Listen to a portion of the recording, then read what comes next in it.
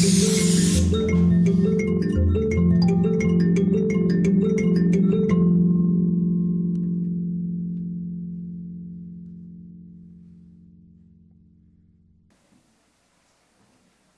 these products and other products like these help save the world? Can a bottle of salad dressing bring joy to a family with a life-threatening disease? Can a bottle of water sold in the United States actually bring clean water to someone else in the world? Can a pair of shoes purchased at Nordstrom's actually put shoes on someone's feet in South America? And finally, can a ream of paper, something as basic as an office supply, actually put food on the table for a family of 7 in the United States? And the answer is yes, they can. And they're doing it through an incredible model called social entrepreneurship. These are businesses that are hybrid models between a for-profit business and a nonprofit business. These are businesses that give back. They may be a for-profit business that give back all or a portion of their profits, or they may be a nonprofit that creates a separate business alongside it that's giving back part of its profits. You may have heard of Newman's Own. You saw the salad dressing at the start. Over the course of their 30 years, they've donated more than $300 million to charities just from the sale of salad dressing. It's about a sustainable donation model. Just the profits from that product or these products that you've seen are actually helping certain charities around the world. So let's take a little closer look at this model, and this hybrid model. At the top, you've got governments, and governments that provide income to other nations can't really hold these other nations fully accountable to how they spend the money. And on the left side, you've got for-profit businesses that are really focused on creating value for their shareholders. And while many of them actually do give back a lot, their primary focus is on creating value for their shareholders. And on the right side, you've got nonprofits and charities that are really about their cause. They're about their development projects. But unfortunately, they have to spend about half of their time fundraising at any given time. And at the bottom, you've got this hybrid model called social entrepreneurship. And these businesses are sometimes referred to as double or triple bottom line businesses. They're focused on the profits, they're focused on the cause, and they're focused on the environment. Let me give you a little example of this in action. If every year I'm supporting a local well driller in Kenya, and I'm writing a check, and I'm kind of religiously doing that, and he's then using that money to build wells for someone. And that's all going great, and he's bringing clean water to people somewhere else in the world. And then all of a sudden, Hurricane Katrina occurs, or the earthquake in Haiti occurs, or maybe the recession occurs, and I decide I need to reallocate my donation capital, or maybe just tighten my belt. Well, all that makes sense, except for that well driller in Kenya. His project stopped. And having traveled a lot in the developing world, what I see time and time again are half-started projects that ran out of money. They just didn't have a sustainable donation model. And that's what I want to focus on today. I want to talk about social entrepreneurship, and I want to talk about how you can have an impact on that, and how it can bring true meaning to one's life. So who are these social entrepreneurs? Well, we all know of the Nelson Mandelas and the Mother Teresas and the Gandhis, and they truly are remarkable people. And I think oftentimes we tend to think of these people as larger than life, and we tend not to think of someone else who can also be a very capable social entrepreneur. And that person is in this room with you, and that person is, in fact, you. See, I believe that it's ordinary people, just like you and I, that can really do extraordinary things. And while there may be the Gandhis and the Mandelas and people like that, but if we form an army of people that are really making change and making a difference, we're going to move mountains, far more than one individual can possibly do. I'd like to take you through a couple examples of people that are my heroes. The first is a boy named Craig Kielburger. When he was 12 years old, his parents had a great habit at home. He and his brother and the family would read the newspaper every single day before school. And one day he was reading the newspaper, and he came across an article about a 12-year-old boy in Indonesia named Iqbal. And Iqbal was murdered while protesting against child labor. And Craig, the light went off. And Craig said, "Mom, Dad, I've got to go to Indonesia. I've got to go make a difference here. This is my calling."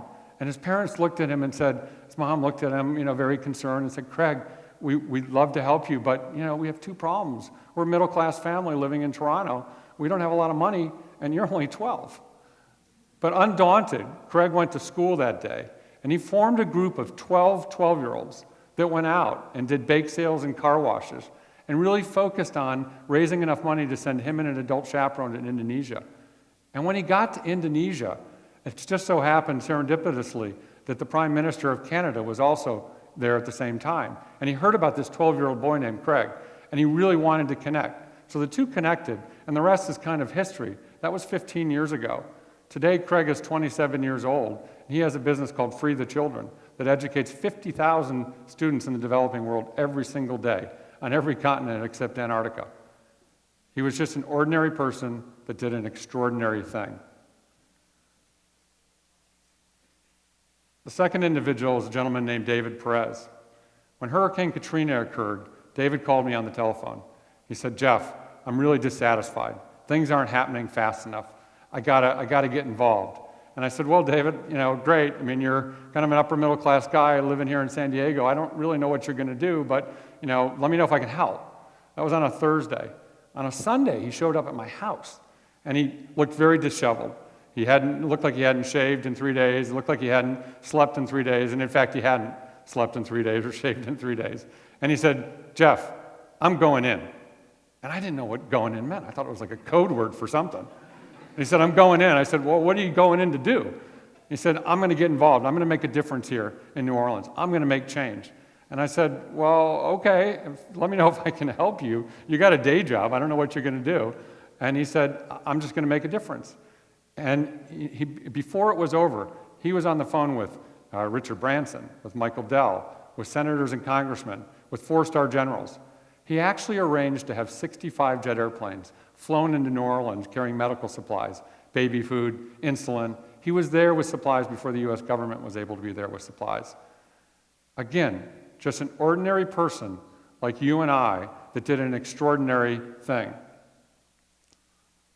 See, I believe that we're at the beginning of a very powerful wave, and it's reinforced by all the waves around here too.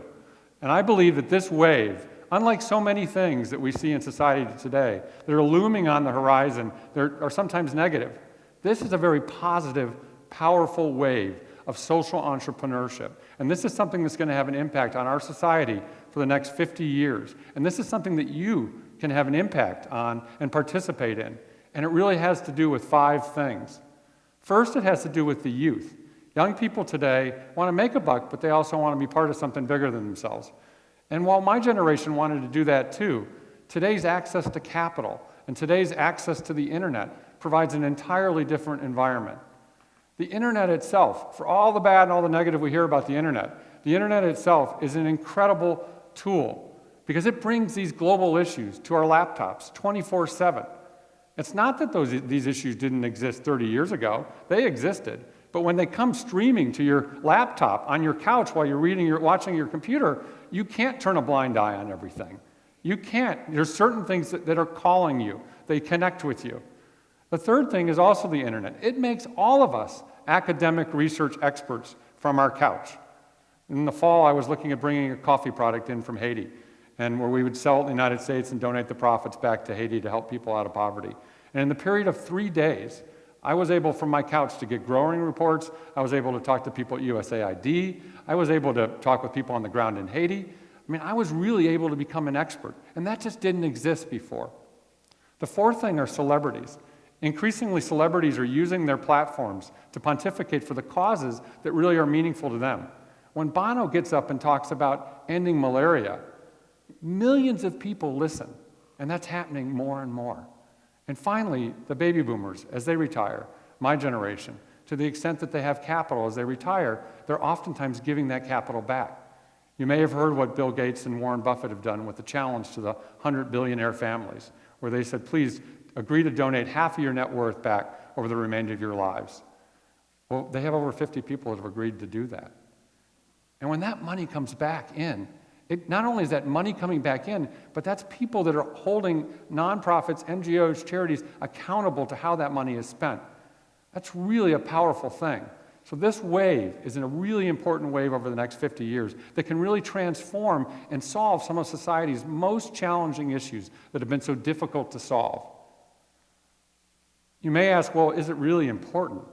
Well, here's one fact for you. Over the past 50 years, We've donated more than $500 billion into Africa as a global society. And yet the per capita GDP in most areas of Africa is lower today than it was 50 years ago.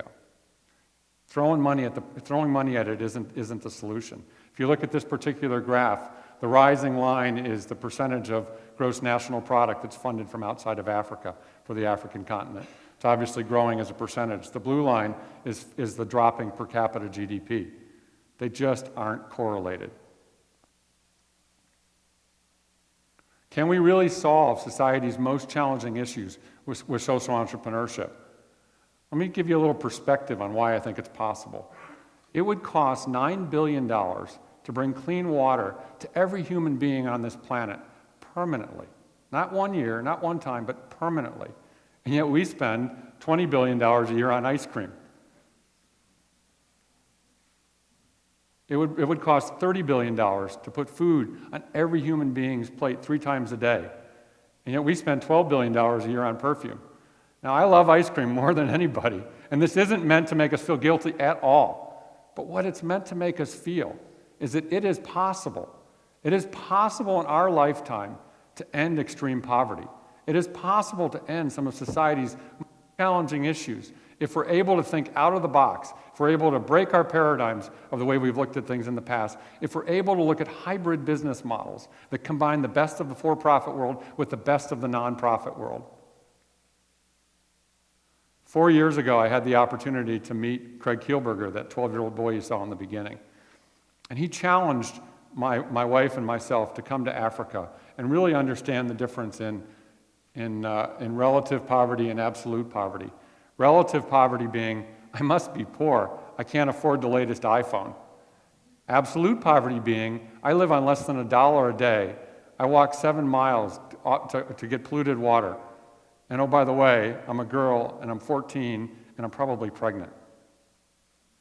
So my wife and I talked a lot about it, and we thought, we had actually had a European vacation plan that summer, and we thought, should we, scrap our plans and go to Africa? And having 4 kids in high school and middle school, we thought it would be a great opportunity to expose them, to this whole side of the world. So we decided to make the switch, and it was a transformative event. At any time you can actually experience your passion or put yourself out of your comfort zone, it's so much more of a growing experience than you can imagine. We learned some incredible facts. We learned that 4,500 people die every single day from a lack of clean water. That's the size of one large public high school evaporating every single day. And oh, by the way, 90% of that 4,500 are children under the age of 5. We also learned that in the developed world, we use 100 gallons of water a day to wash, cook, clean, bathe, and live. In the developing world, we use 3 gallons of water a day. Something else that uses about 3 gallons of water is 1 flush of the toilet. We can solve these problems if we think out of the box. So off we went to Africa, and we saw the contaminated water. We saw the dirty water. We did the water walk. This is my daughter on the water walk, and it was an incredible moment when my daughter and my nieces came up to me and said, Daddy, did you know that these girls that we're walking with are 15 years old, they're my age, and they can't go to school because they have to get the water every day? Daddy, did you know that this girl next to me is pregnant? Daddy, why do we have so much in America and these people have so little? Daddy, why can't we help these people? I started crying just listening to her. And she said, Daddy, you're a business guy. Can't we solve this? Can't we help these people? And, as that thought just germinated with us over the next few weeks. And as we got back home, together with a few families, we decided, well, look, we don't have a lot of money to write a lot of checks on a consistent basis, but what if we created a business? And that business used the profits to donate, to bring clean water to people in a sustainable way. So we created a business called Nika Water. Nika means to give in Zulu. And in the period of the last 3 years, we've been really fortunate to be able to bring clean water to more than 5,000 people. And what we've learned, even more important than that, in that 3-year period, is that it only costs $20 to bring clean water to someone for a lifetime. Not a year, but a lifetime, $20. In Nika talk, that's the profit on 10 cases of water. I mean, for me, last weekend I spent $25 on popcorn, candy, and soda for my family at the movie theater. Again, it's not meant to make us feel guilty, but it's meant to make us feel that it is possible to solve these problems if we think outside the box. And while what we're trying to do in Nika is important to us, what I'm trying to do, I feel is much more important, and that's to educate people on social entrepreneurship and why this is such an important model. Because if while Nika's doing its thing, Newman's Own is selling its salad dressing, and you saw Tom's Shoes are donating shoes, and then what if, while somewhere else on the other side of the world, someone else is doing the same thing, then what if some of you decide that you're going to create your own social entrepreneurship idea? Well, now we're talking not about Gandhi. We're not talking about Nelson Mandela. We're talking about an army of people that are focused on creating a sustainable donation model to change the way NGOs and charities are able to spend their money. It's a very powerful concept.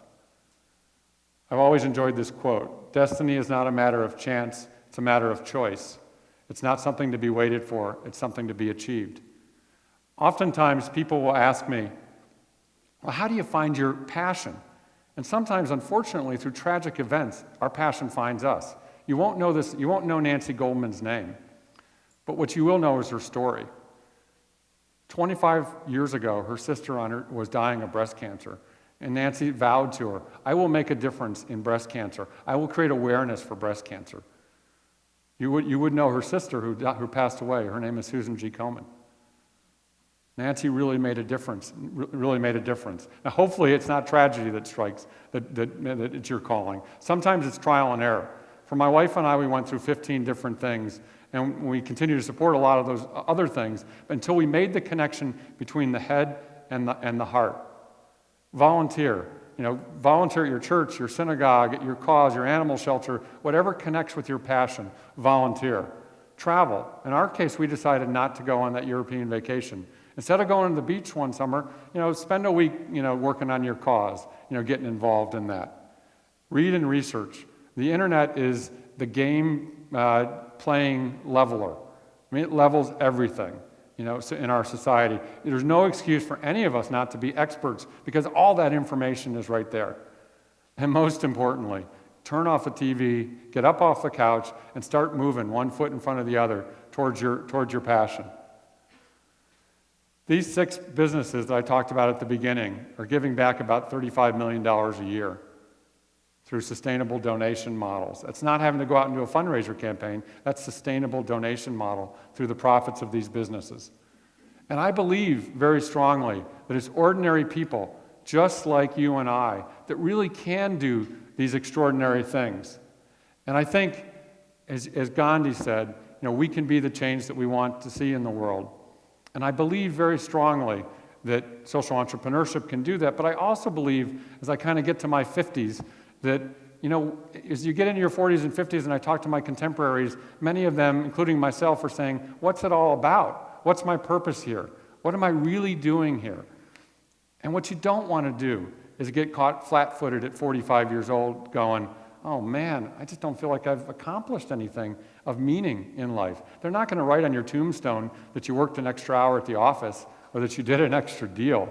In my case, hopefully they'll write that I was significant in the lives of someone else. And so you don't have to quit your day job. You can start percolating your passion as you go. And then when you're ready and when the timing is right, you can launch on that passion.